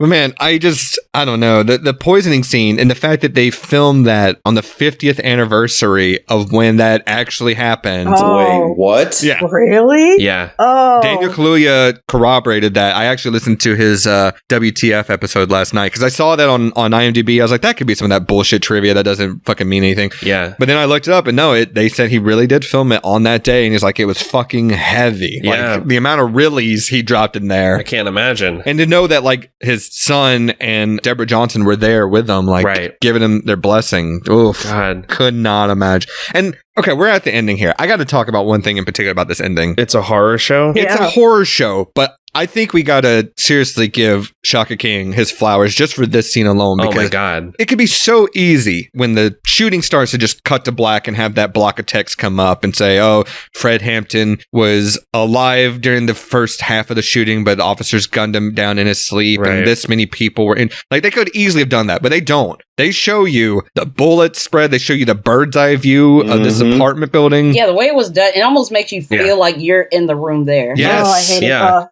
It made me uncomfortable. That shot, when it cuts to the cop's POV and it's the flashlight, and you just see 3 bodies on top of a mattress covered in blood and drywall.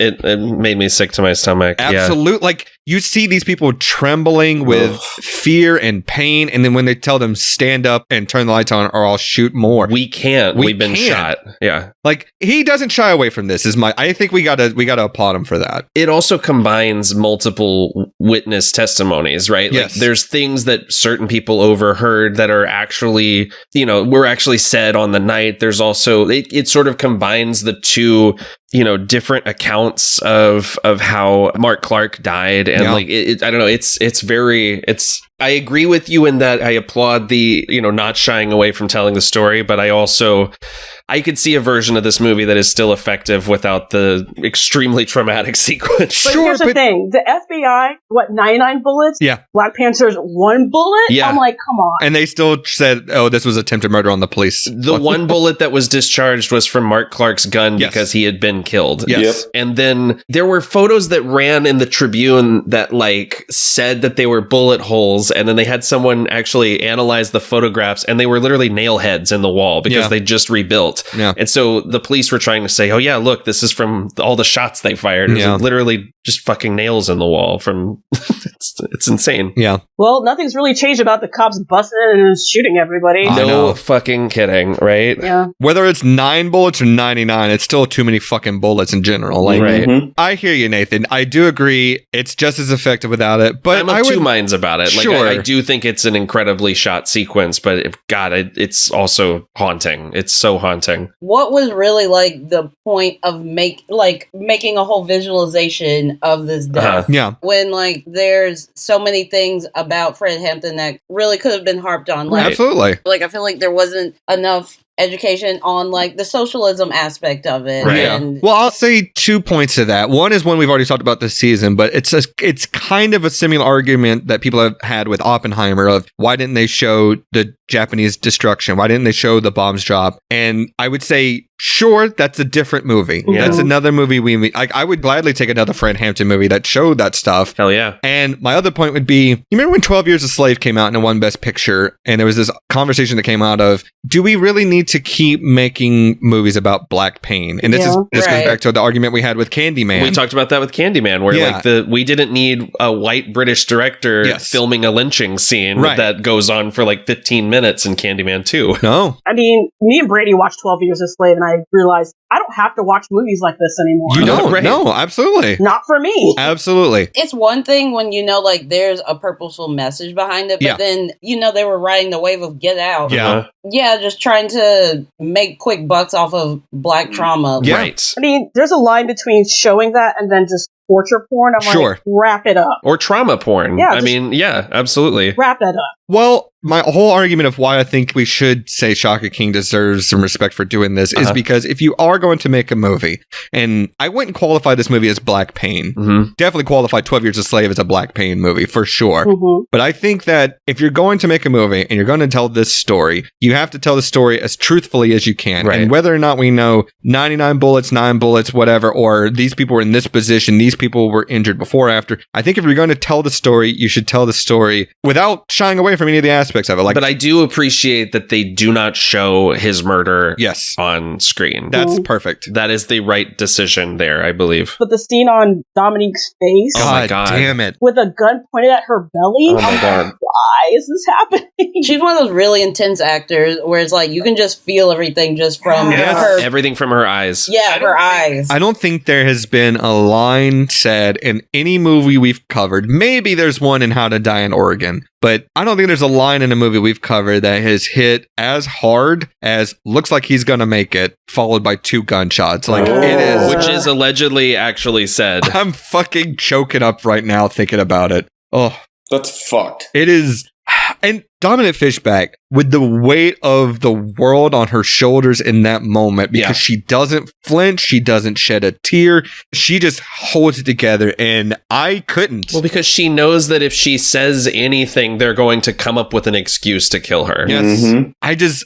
I couldn't keep it together on the couch, and I'm struggling with it now, but... And then the cut to black, and I like that it lets you sit there in that moment for just a minute. Like it just sits you there for this brief second of black before cutting to the dinner scene with LaKeith, and where he gets a gas station key. And I'm like, all this betrayal and internal moral turmoil. I screamed internally so hard. Why did you agree to this without a number? This is what you fucking get. Right. Yeah. All worth $200K. Yeah. All of that. It was a fucking gas station. Like, I wanted to throw my fucking book at the screen. He acts like I'm giving you the keys to the kingdom. Like, this is, the American dream. It's literally a pair of keys. Like, the metaphor cannot be more crystal clear. Right. And it's a fucking gas. You did all this for a Citgo. It's fucking ridiculous. But in the end, I mean, I'm not sure if he had mental illness or was it guilt or was it an accident. Well, that's the end of the movie, right? Is we get the real interview footage of the Eyes on the Prize 2 documentary that aired in 1990. And he says, at least I had a point of view and I'll let history speak for me. Yeah, it has. It certainly fucking has. Like, bro. Killed himself that night. Yeah. Like, I feel like a lot of it was guilt, because I feel like that was what LaKeith was really, like, putting into his character. Like, these nuances of, like, he knows what he's doing and it's eating him up at night. Yeah. Well, it's that, and it's probably also the FBI got to him like they got to Lil Rel. Like, they told him the story, like, oh, this isn't your fault. This was going to happen one way or another. You're doing your duty, and he might be convinced himself of that until that documentary aired. But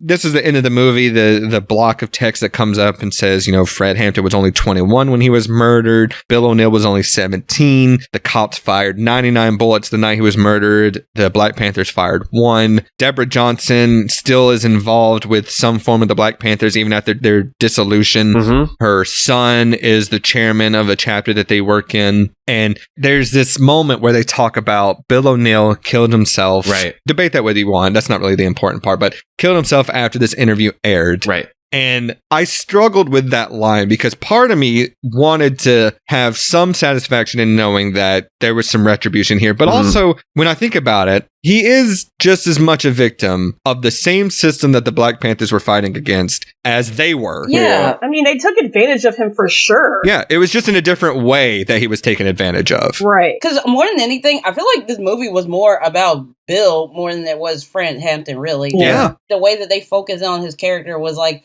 showing the nuance in his betrayal and not just made him out to be like this by-the-book villain. Well, Shaka King said that. He said when they were developing the screenplay, he saw this movie as a Trojan horse. Like, Bill O'Neill is your entry point because you can see exactly where this movie's going to end, and you need to see it from an outsider's perspective. And I think that works for this movie. But I hear you, Brandi, that I would definitely like to see a Fred Hampton movie where it's not solely focusing on his death and focusing on, the good things that he did and focusing on how, there were roadblocks along the way, but he overcame them as much as possible. It's also nice to see the FBI still take advantage of people and getting killed in 2024. So Yep. Yeah, just kind of a reminder of like, how insidious the government can be on even a personal level. Thanks, Reagan.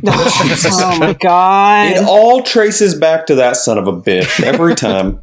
I do want to point out one thing because I've been calling her Deborah Johnson this whole movie, but she did change her name. Oh, yeah. And I'm going to butcher the name, but it's Akwa Najeri, I believe is how you pronounce it, who is still alive today and still working as a black activist. So that I think is a silver lining in and of itself, is that like the fight still continues and she is still at the forefront of that. So one last thing I'll say before we can get to Prop Cop, because I feel like we are ending on truly a bummer of a fucking ending of a movie. This was an IMDb trivia fact that I saw that I did look up to verify because this seemed like some bullshit, but I thought it was pretty interesting. Did you guys know Jay-Z was born on the same day that Fred Hampton was murdered? Yeah. Reincarnated, like, welcome back, Fred Hampton. Welcome back. He references it in a song, and Fred did he Hampton really? Jr. was like, hey, fuck you, Jay-Z. Oh, No shit. shit. I think he's on the soundtrack for this movie. Yeah. If I'm not mistaken. Yeah, he referenced it in the song, what was it? Murder to Excellence. Ooh. Yeah. Damn, I didn't know that. Nathan being the one to supply that piece of information is just fascinating. Okay, so the lyric is, I arrived on the day Fred Hampton died. And Hampton Jr. says, quote, Fred Hampton didn't die. He was assassinated. Yep. Saying Fred Hampton died is like the school teacher telling students that Christopher Columbus discovered America. Yeah. Get him. There it is. 1,000%. That is a hard... That's harder than the Jay-Z lyric, honestly. Yeah. I mean, I would be pissed if a billionaire said that about my passed away dad. Yeah. Yo, Fred Hampton Jr. got bars. Okay. Well, is there any final thoughts? I'm trying to keep it as light as possible, but is there any... Good luck. Yeah, I know. I'm doing the Lord's work here on Judas and the Black Messiah before we get into our wrap-up segments here. No, it's still pain. Yeah. Second time watching, still pain. Yeah. But I do find some solace in this movie, again, knowing that their fight still continues whether they're alive or not, and knowing that his son and his wife are still out here doing things for this movement. And I feel like if this movie even reaches one person, like, we can debate whether or not we need more movies like this that, I don't want to say glorify because that's not the right word, but that showcases some form of black pain to one extent or another. If one person watches this movie and learns some history and maybe has some aspect of their nature changed, then I think that's at least a net positive, right? Like, I didn't know anything about Fred Hampton before this movie came out, and I feel like it set me on the path to go do my own learning because I did. And I'll take movies like this as much as I can get them if the education system won't do it for me. Right. You know what I mean? Oh, I have a final thought. Sure. I had no idea Daniel was violently British. Oh, yeah. Until his acceptance speech. I was like... Oh, yeah. Yeah, that man is proper English.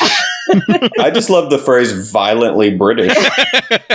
That is how you describe it, right? They are violently British. It's the accent that just threw me off. I was like, hold on now. Like, my fight or flight kicked in. When he started talking, I was like, I wasn't ready. You should listen to that WTF episode, though, because it is fascinating. He's a huge comic nerd. He loves Olivia Colman. I mean, she's great. Yeah. But yeah, let's jump over to Prop Cop. So if you're new to the show, Prop Cop is where we like to look at all of the different props, the tangible items, the physical aspects of this movie. And it can be a prop, it can be wardrobe, it can be literally anything that's tangible. And we say, hey, that's a pretty cool prop. I want to keep that prop for myself as a sort of a motif, something to remember this movie by. I'm going to go ahead and go first and say, I think my prop of this movie is going to be that bottle of scotch that Jesse Plemons refers to as the good shit. Like, I need that good bottle. Smart. Brandi, go ahead. What's your prop? Bill O'Neill's fake badge. Yeah. that was my number 2. Good one. That's pretty good. Jen, what about you? Okay, this is not seen, Okay. but is mentioned. I need to see the $70 worth of ice cream because what do you mean he gets locked up for that? I would like to just see what $70 worth of ice cream looks like on Absolutely. a table. From the 60s. Yeah. In the time when it was like 25 cents a bar or whatever. Can I tell you, this is kind of serendipitous. This morning, I was scrolling through my Twitter feed and there was this, you know how cops will be like, oh, we just confiscated this off the streets. Oh, the drug. Did you see this today where there was one that was like, oh, we confiscated $20 worth of ice stolen from the Dollar General, and these motherfuckers stacked it up and took a picture of it. Oh my God. Frozen water? That's what you did? That's your huge bust? Oh, you know what? Good job, fellas. Fight real crime. This isn't real crime. Who are you, Dennis Hopper in Waterworld? Kevin Costner's looking at that bag of ice and just salivating. Breathing so heavy. Nathan, what's your prop? Lil Rel's fur coat. Yeah. Sick. Oh, it's so good. Yeah, gotta go in style, man. Mally, what about you? Following Nathan's lead, I will take Fred's brown jacket. That was my backup. Yeah. Yes. It's a solid coat right there. I mean, you guys don't know this, but I am recording in my Black Panther fatigues. Like, I just got them hell on. yeah. Oh, I have another one. Mm-hmm. The berets. Oh, yeah. Sick. Yeah. Love a beret. I do already have a beret collection. So yeah. Brady's ready. We don't have a merch shop, but maybe we should. Maybe we should start one that just has the TSLP logo and the Black Panthers logo on a beret. We just put those out there. I feel like that could become problematic. You're probably right. Just get ready for a cease and desist at that point. Yeah. This is why we have these group tanks publicly, just so I can think these things out loud. The fact that you needed to think that out is... We can put it out for our second record called The Fever the Beret. Oh, I like that. I really needed to get that in. You had to. Well, let's talk about bit part. And I'm going to go ahead and say this. Well, first of all, if you're new to the show, bit part is where, you know, there's a lot of extras in this movie, a lot of minor characters. And we want to be in this movie because we want to build our filmography. Mm-hmm. Who's a small minor role that we could play. And I'm going to go ahead and say this. I don't want this to be a cop-out, but there's truly very, very few white people in this movie that are not absolute monsters. Yep. Oh, no. All three of us are going to end up in the Young Patriots scene. Yeah, that was what I figured. Honestly, that's better than the FBI. I think just for the optics, it's probably not great if we're Black Panthers either, but Sure. I'll say this. I just want to be a random face in the crowd during Fred's revolutionary speech. Like, that's the safest bet for me, I think. So, Nathan, good luck. Oh, I have one. I want to be, when they call J. Edgar Hoover at one point in the movie, the most Midwest white lady of all time answers the phone on the other. His secretary is like, how may I direct your call? Yes, you're right. She puts like 3 syllables into call. And I want to play that character off like screen. That. There you go. Mally? I mean, there's an old dude with long hair and a beard in the Young Patriots scene. That's my only option I have. I saw that guy. Brandi, Jenn, which one do you guys want to be? I mean, I'm not saying I want to get in a shootout with the cop, but that scene was sick, and I would love to see that. Like, I'll be a person in the crowd watching it all go down. And Sure. Brandi? I would want to be a Black Panther. Maybe There not you like go. one of, like, you know, being in the shootout, but at least like, you know, being part of the free breakfast committee. Yeah. Things like that, and like taking the classes. Yeah. No, that's great. I'm sorry, but the white people are like absolutely ghoulish in the face. They are. Have you seen white people in real life? I know. Most but white just, people like, are ghoulish. in the contained movie, it's just like, damn, this is like extra ghoulish. No, I mean, like Hoover looks like a fucking Skeksis from Dark Crystal. Like, Part of me wants to be like, it's turned up to 11, but part of me is also like, that's probably accurate. No, this is All right. Well, we talked about the movie. We talked about some props and bits. Now it's time to talk about the silver lining to Judas and the Black Messiah. So I'm going to go ahead and give you guys mine. I think Fred Hampton said it best when he said, you can murder a revolutionary, but you can't murder a revolution. And I think that's genuinely my silver lining. Like, I think as many times as we've talked about it today, he's a Hydra. Like, you can cut his head off and 2 more are going to sprout in its place. Like, we're still dealing with this today. We have great movements that Fred Hampton inevitably inspired to take on, along with many Black activists at that time, that just, this is the natural state of progression that we've gotten to. Black Lives Matter and any of those other organizations that are fighting for the same kind of thing. Like, it's true. You cannot murder a revolution. So that's my silver lining. Brandi, Jenn, would one of you ladies like to give us yours? the story's being told. Yeah. Because I went 30 plus years of my life not really knowing the story of Black Panther. Sure. So again, if someone sees this movie and it changes their outlook on things, it did something. Yeah. Brandi, what about you? I mean, mine's pretty much like in the similar vein of like, I know there were so many people who didn't know about Fred Hampton before this movie. So it's not, highlighting his life at all. At least like it gives people a reference point to be like, oh, I want to look up this person more. Yeah. So that's great. Yeah, absolutely. Nathan, what do you got? Jake Winter's legacy is not going to be that he was a cop killer. Yes, he's going to be that. He's got a health clinic in his name. Yeah. Yeah. That's awesome. I kept thinking about his mom, like in the last scenes of this movie. Yeah. Man, that scene too, where they're all trying to convince Fred to just run. Yeah, just go anywhere. And he's like, y'all should be worried about this health clinic. You've raised the money that we need to do what we've been talking about. Yeah. That's a great scene. Mally, what do you got? Cops were killed. Yeah. I knew that was going to be yours. I did too. You know what? That wins. I don't know. He's right. Thank God. Oh, no. I think all of those Servalatis combined, that's at least something of some kind of inspiration, I think, for sure. But I know this is going to be a huge thing we got to talk about. This movie, fucking bummer of an ending. Yeah. But we always like to give, on every episode we cover, a double feature, a pick-me-up movie. Ooh, I have one. Oh, I can't wait to hear. It's a movie you watch after you watch Judas and the Black Messiah, because you are inevitably going to be pretty upset at the end of this movie. So, Jen, what are you watching, since you're so eager? A little bit of a reverse Uno would be Black Klansman. Oh, hell yes. Yes. Hell yeah. So if you want a little bit of a pick-me-up. Hell yeah. I debated on putting that movie on the schedule too this season. Yeah. Actually. Well, the thing is with that movie, I know white supremacist died. Spoiler alert. Yeah. Hey. It was a fun time. That's a great movie. God damn, I love that movie. Mhm. Maybe John David Washington's best movie. Yeah. Is there even really a debate? Like, Ted was alright. yeah, all right. It's the perfect description for that word. I'm going to go with another great movie with a mostly black cast that's hilarious, and I think it'll certainly put you in an entirely different realm after watching this one. I'm going with Pootie Tang. Jesus Christ. No. Interesting choice. All right, the show's over. Hauser showed me that movie for the first time when we were roommates, and I was gobsmacked. I was like, this movie is incredible. Unreal.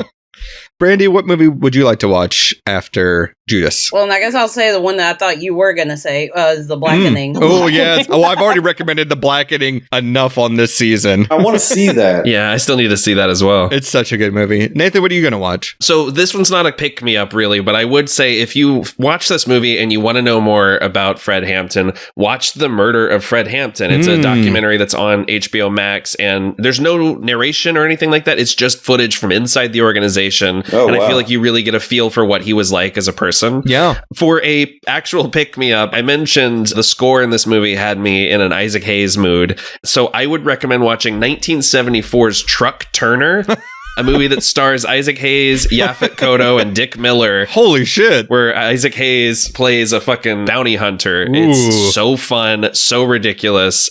Definitely was an inspiration for Black Dynamite. Ooh. Fantastic movie. That sounds dope. I do have another one. Yeah. Oh, please. You know, if you want to watch Eyes on a Prize series, Yes. my third grade teacher, Mr. Gamble, made us watch every single episode. Shout out. Yeah, great teacher. So, I mean, I'm pretty sure they're all on YouTube. So. No, yeah, All after right. this, I did say to myself that I need to watch Eyes on the Prize. Oh, yeah. Yeah. Mally, what are you watching? I'm going to go with one of my favorite films of the past few years. I'm going Nope. Oh, yeah. Oh. Great fucking movie. Yeah. Underrated in the Peel movies. Like, I know a lot of people had they were divisive on it, but oof. Yeah. Dude, his eyes in that fucking movie Yeah, are just... He's incredible. Like, you can't not just watch that dude. God damn. You know how, like, Tyrus says to, smile with your eyes. He smizes. He acts with his eyes, and it's so cool to watch. He smizes, absolutely. I gotta throw this out there too, tie back to our Banshees of Inisherin episode where we looked into Brendan Gleeson's insane filmography. Jermaine Fowler, who plays Mark Clark, is also in Riverdance, the animated adventure. What? Oh my god, that's true. Holy shit. Which I've never seen.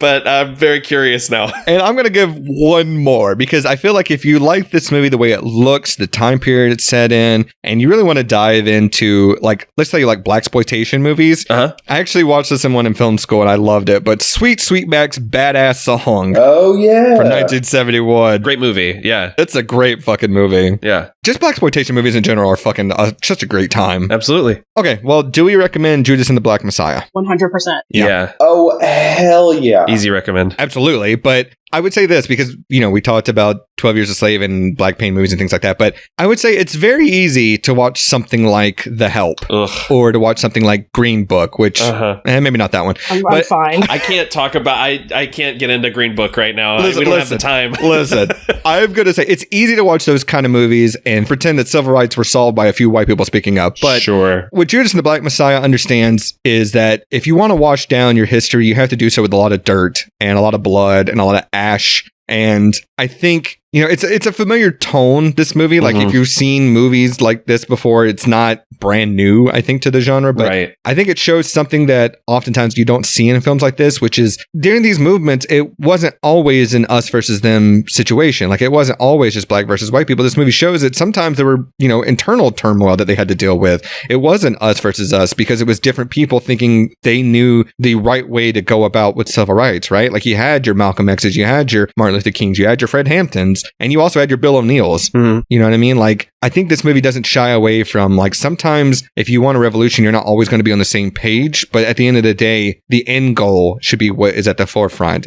How you get there surely is important, but like when Jesse Plemons asked LaKeith at the beginning of the movie, did you cry when Martin Luther King was killed or when Malcolm X was killed? And he says, I didn't really think about it that much. Like, you have to take that into consideration that maybe that's truthful to that character, maybe it's not, but there are people, and there were people like that at the time, but maybe that's just what they feel like is the right thing to say. Maybe that is truly how they felt, but subconsciously, I mean, truly, everybody just wants to be equal at the end of the day. And I think this movie is important in that aspect, in like teaching you that like shit was rough, man. It wasn't just white people versus black people. It wasn't always just do things by the rule books and you'll get where you want to go. As he says, you can't cheat your way to equality, which is fucking bullshit. But like, this isn't history. This is still happening today. And I think it's important that we notice that, and especially in this Black History Month, I think it's important to reflect on that. And yes, we have made some progress, but again, I'm not going to fucking pat myself on the back just for the baby steps that we've taken because we're still fighting these fucking battles on the daily. And it's got to stop. Yeah. It's really got to fucking stop. And I will plead with you people so fucking hard, especially our younger listeners. If you are of voting age, please, for the love of God, get out and register to vote and actually fucking do it. Like, I know it is so fucking tiresome to hear that, like, this next election is, like, the most important one of your lifetime. But, like, we're kind of living in unprecedented times where, like, almost every election truly is the most important one of our fucking lives. And it's not going to be any different this November. Right. And it's not going to be any different in your local elections either. And if you got a problem with things like critical race theory, or if you got a problem with things like Black Lives Matter, why don't you actually talk to the people behind it instead of just the mouthpieces that are against it? Yes. And I think you'll probably find that you agree with almost everything that they agree with. So again, I'll get off my soapbox, but that's how I feel about this movie. I think it's way more important than... It's important that it got Oscars, but it's also important just for the fucking lexicon. Yeah. I don't know. I can't wait to see what Shaka King does next. And I can't wait to see what Daniel Kaluuya does next, which seems to be this fucking Barney movie that he's doing for A24. Right. Oh, I'm going to watch this Barney movie so much. I'm fucking here for it. So I don't know whatever, who asked for that, but yeah, I'll probably watch it. Whatever these people do next, I cannot wait to see. I can't wait to see what all of them do. I'll be there. I should also throw out that I love Spider-Punk so fucking much. And like his performance in Across the Spider-Verse, it just made me so fucking happy as a fan of the character. I still got to see Widows as well because Daniel Kaluuya is in that and I haven't seen it. So, well, that's our show for this week. If you haven't already, subscribe wherever you're listening to us right now. We'd really appreciate that. If you want to give us a rating and some feedback, we'd also like that too. You can email us at thesilverliningsplaylist@gmail.com unless you're going to send me some racist bullshit, in which case, just save the time. You don't need to. It's going to go right in the trash. If you haven't already, you can also follow us on Twitter, Instagram, and TikTok. You just search for the Silver Linings Playlist and you'll find us. And you can also check out our subreddit at reddit.com/r/Silver Linings Playlist. Now, that is unfortunately the end of Judas and Black Messiah, and unfortunately the end of Black History Month for us over here on the show. But Brandi and Jenn, thank you so much for coming on and having, truthfully, I don't think we could have done this episode without you guys. It would be a little awkward for, three white guys to be talking about this on their own. A little awkward is an understatement. I want to see how it'd go. I want carnage. All right, so any final words before we get out of here for the week? Do you not want me to give my hint? Oh my God, we do got to do that, don't I? Mally, please, what's a clue you're going to give us? God, you're bad at this. At least 6 people need to be killed in order to necessitate the use of the phrase serial killer. I can't wait. This is going to be a complete tonal shift from what we're doing next week. 100%. Yeah, I'll say rest in peace, Oatmeal. And of course, rest in peace, Fred Hampton and Mark Clark and everyone else that sacrificed their lives, either willingly or not, to the Black Lives Movement. Yeah. And as always, ACAB, motherfuck. Excelsior! Excelsior! Excelsior! Excelsior! Look it up.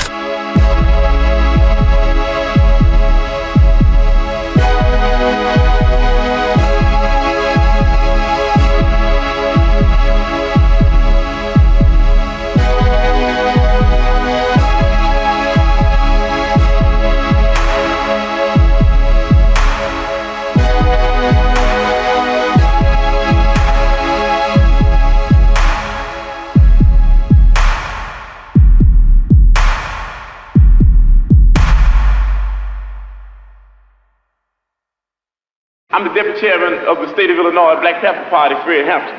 We work with anybody and form coalition with anybody that has revolution on their mind.